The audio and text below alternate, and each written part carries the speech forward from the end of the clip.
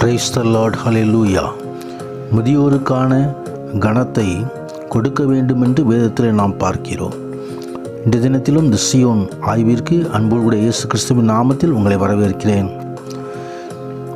நரைத்தவனுக்கு முன்பாக எழுந்து முதிர் வயதுள்ளவனுடைய முகத்தை கனம் பண்ணி உன் தேவனுக்கு பயப்படுவாயாக, நான் கர்த்தர் என்று ஆண்டவராகிய தேவன் லேவியராகமத்தில் சொல்லுவதை நாம் பார்க்கிறோம்.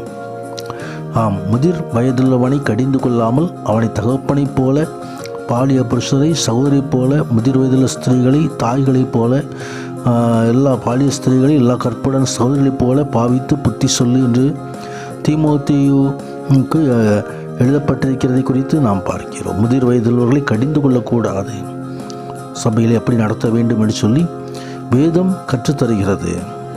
முதியோருக்கான கனத்தை கொடுக்க வேண்டும் என்று சொல்லி வேதம் நமக்கு கற்றுத்தருகிறது.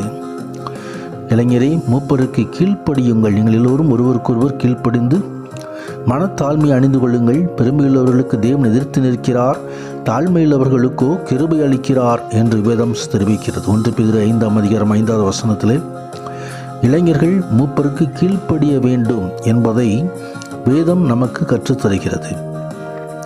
கர்த்தருடைய பரிசுத்த மகிமை உண்டாவதாக.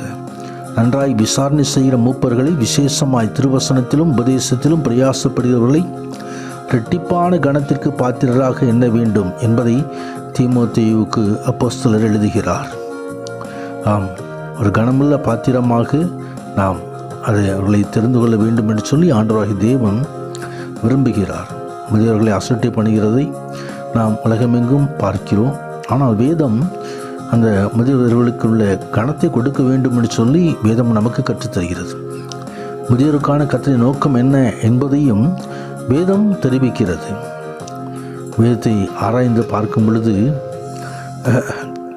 ஆண்டவராகிய தேவன் சங்கீதத்திலே ஆவியானவர் சொல்கிறதான ஒரு காரியம், இப்பொழுதும் தேவனே இந்த சந்ததிக்கும் அது வல்லமையும் வரப்போகிற யாவருக்கும் இந்த பராக்கிரமத்தையும் நான் அறிவிக்கும் அளவுக்கும் முதிர் வயது வரை நடைமயிலும் உள்ளவன் ஆகும் வரைக்கும் என்னை கைவிடாக என்று சொல்லி சங்கீதக்காரர் விண்ணப்பம் செய்கிறதை குறித்து பார்க்கிறோம்.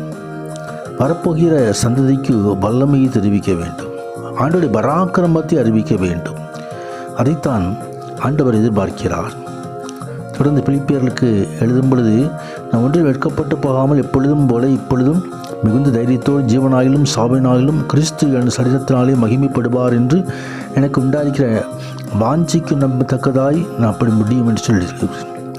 கதிரபசனத்துக்கு மகிமை உண்டாவது. உங்கள் விசுவாசத்தின் வர்த்தனைக்கும் சந்தோஷத்திற்கும் நான் பிழைத்து அனைவரோடும் கூட இருப்பேன் என்று அறிந்திருக்கிறேன் என்று சொல்லி முதிர் வயதில் எப்படி இருக்க வேண்டும் என்பதை அங்கே பவுல் அப்போஸ்தலர் பிழைப்பிற்கு எழுதுகிறதை குறித்து நாம் பார்க்கிறோம்.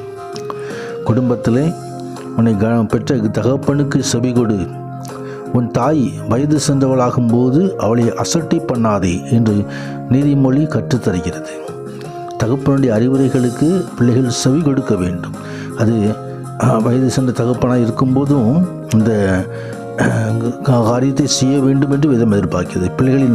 பிள்ளைகள் முதியோருக்கு கிரீடம், பிள்ளைகளின் மேன்மை அவர்கள் பிதாக்களே. ஆம், பிள்ளைகள் வாலிப வயதாக இருந்தாலும் அதுக்கு மேல் வந்தாலும் பிள்ளைகளுடைய மேன்மை பிதாக்கள் தான். பிதாக்களுக்குரிய கனத்தை கொடுக்க வேண்டும். பிள்ளைகளுடைய காரியங்கள் அப்படியா இருக்க வேண்டும் என்று சொல்லி கற்றுத்தருகிறது. என் மகனே, உன் தகப்பன் புத்தியை கேள், உன் தாயின் போதகத்தை தள்ளாதே. அவைகள் உன் சிரசுக்கு அலங்காரமான முடியும், உன் கழுத்துக்கு சரப்பணியுமாய் இருக்கும் என்பதை நீதிமொழி தெரிவிக்கிறது. தகப்பனுடைய அறிவுரையை கேட்க வேண்டும் என்பதை மீண்டும் இங்கே வலியுறுத்துவதை கருத்து பார்க்கிறோம். உன் தேவனாகிய கர்த்தர் உனக்கு கொடுக்கிற தேசத்திலே உன் நாட்கள் நீடித்திருப்பதற்கும் உன் தகப்பனையும் உன் தாயையும் கனம் பண்ணுவாயாக என்று சொல்லி 10 கற்பனைகளிலே ஒரு கற்பனையாக ஆண்டவராகிய தேவன் தருவதை யாத்திராகம் 20ஆம் அதிகாரம் 12வது வசனத்திலே நாம் பார்க்கிறோம். ஆம், வாக்குத்தத்தோடு ஒரு கற்பனை உண்டு என்று சொன்னால் அதுதான் இந்த கற்பனை. முதிர் வயதிலும் என்னை தள்ளிவிடாமலும் என் பலன் கொடுங்கும்போது என்னை கைவிடாமலும் இரும் என்று சொல்லி சங்கீதக்காரர் ஆண்டோடைய சமூகத்தில் விண்ணப்பம் வைக்கிறதை குறித்து பார்க்கிறோம். முதிர் வயதிலும் சுமந்து காக்கிற தேவ சமூகம், முதிர் வயதிலும் கனிந்து பசுமை புஷ்டியுமாய் இருப்பாய் என்று ஆசீர்வதிக்கிற கர்த்தருடைய சமூகம். அவர் தாமே நமக்கு வாக்குத்தத்தம் தந்திருக்கிறார். முதிர் வயது வரைக்கும் நான் அப்படி செய்வேன், அரை வயது வரைக்கும் நான் உங்களை தாங்குவேன், நான் அப்படி செய்து வந்தேன், இனிமேலும் நான் ஏந்துவேன், நான் சுமப்பேன், தப்புவிப்பேன் என்று சொல்லி வாக்குத்தத்தம். இந்த வாக்குத்தத்தம் நமக்கு உண்டாயிருப்பதாக.